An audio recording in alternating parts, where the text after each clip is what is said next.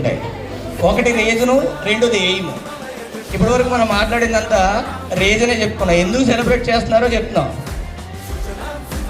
ఎందుకు సెలబ్రేట్ చేస్తున్నారంటే నెహ్రూ గారి బర్త్డే కాబట్టి అంటున్నారు.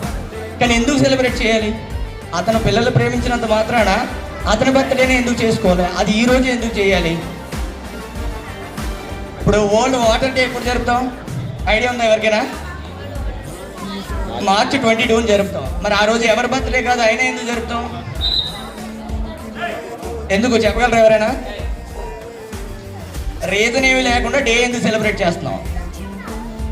ప్రతి డే వెనకాల పర్పస్ ఉంటుంది, ఎయిమ్ ఉంటుంది. సో ఈ చిల్డ్రన్స్ డే ఎయిమ్ ఏంటంటే, what are the rights and responsibilities of the students or children.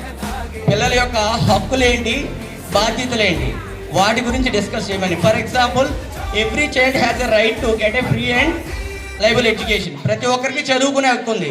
For example, ఎవరైనా చైల్డ్ లేబరింగ్ చేస్తున్నారు అనుకో, బిఫోర్ 18 ఇయర్స్ ఎవరైనా స్కూల్ మానేసి పనికి వెళ్తుంటే వాళ్ళని తీసుకొచ్చి, వాళ్ళని అవేర్ చేసి తీసుకొచ్చి స్కూల్లో జాయిన్ చేయాలి.